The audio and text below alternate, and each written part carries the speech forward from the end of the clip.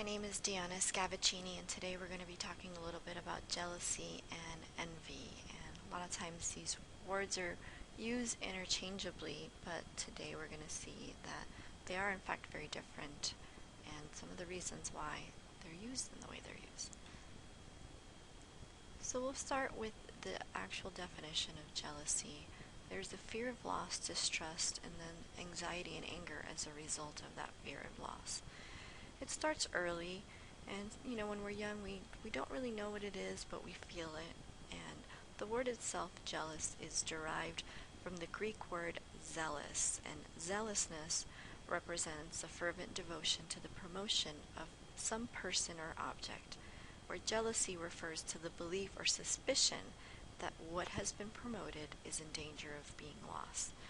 And actually, in one study by Spielman, he looked at jealousy and envy, and what he found was that jealousy was a lot stronger than envy, and he added that this was because there's more hatred involved with jealousy.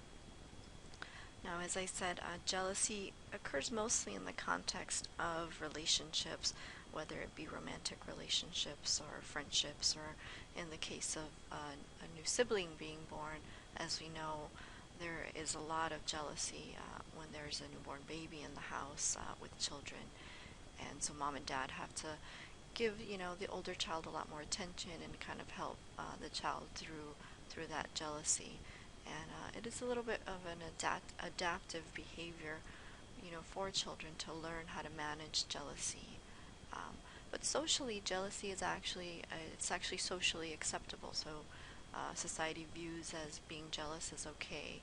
And we're going to say a little bit later where envy, as a word, is socially unacceptable. And so a lot of times, jealousy and envy will be interchanged, where jealousy will take the place of envy because the word is socially unacceptable.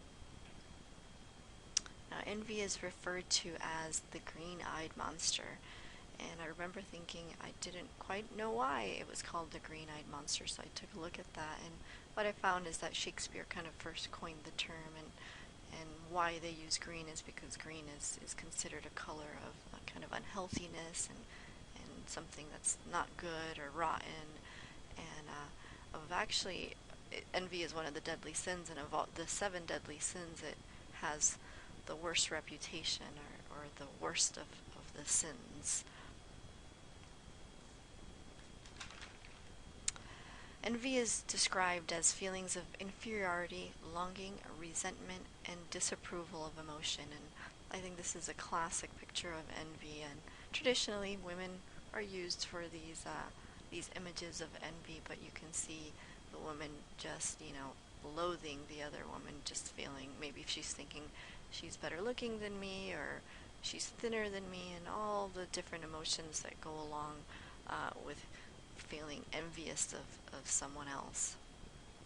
But the interesting thing about envy that I found is that there is a positive and a negative, and what is called malicious or benign envy, where benign envy is actually something positive, something good, where it can motivate someone to maybe get a better job. So I'm sure all of us can relate to maybe wanting the better job, a nicer car, or better grades, and maybe not doing so well in a previous exam, but we want to study harder. Maybe our neighbor who studied with us got a better grade, and we're a little envious of them, but that positive envy will kind of, be a force behind making us work harder to achieve what we want to achieve. Where negative envy or malicious envy can be very dangerous and can kind of turn into, other maladaptive types of behavior, and namely narcissism, which is a little something that we'll talk a little bit later. But being free of hostile meaning, that's one of the most important things. And again, we see the picture of a woman stabbing another woman in the back. I'm sure we could see men in the pictures too, but for some reason I couldn't find any pictures with men in it. But narcissism, as I was saying, is a personality disorder, and it's in the DSM-4. And the definition within the DSM-4 says that they are envious of others, and they believe that others are envious of them. And these are actual definitions from the DSM-4. And I thought it was interesting that the word envious is used in both, the definitions. So here we'll see that in narcissism, there's actually two types where the person will feel the grandiose feeling of being better than someone else, or being a little bit more vulnerable and feeling that they're envious of other people. But either way, it is a maladaptive behavior, and it was first developed by Freud and Otto Kernberg, and Heinz Kohut kind of expanded on it, and they were developmentalists that basically theorized that infants have that grandiose feeling of superiority, and as they turn into toddlers, they have that feeling, and that's replaced by more realistic self-interpretations of themselves as they get older. But it is okay to want more, and I think if we can focus on the positive envy that can motivate us, it can be something good. And I kind of enjoy this picture because the woman is, looking at the other lady's plant, kind of saying, well, why isn't mine that nice? And the way I'm, kind of viewing it is she's not looking at the other woman hatefully, but she's probably thinking, hey, what can I do to make my little sad plant a little bit bigger? So in the end, it's important to master your emotions, in general, but definitely between envy and jealousy. And what I found is that coping with envy is very similar to coping with anger, and the same with jealousy as well. It is cognitive behavioral therapy, and it's stimulus focused. So when you're jealous of someone, or maybe you're in a relationship and you're feeling jealous, kind of look at what is the stimuli that kind of, initiated that behavior. And here I have a link for a video. I really encourage you to watch it. It is a 2-minute video. It's very quick.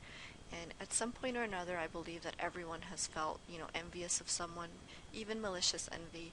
We are all human, and we all have had that experience.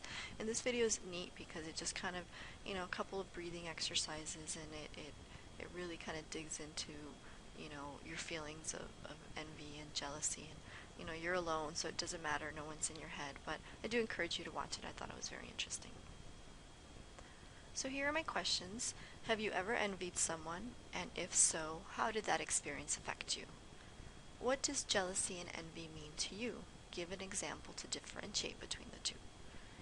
Have you ever felt jealous in a relationship? And if so, how did you handle the situation?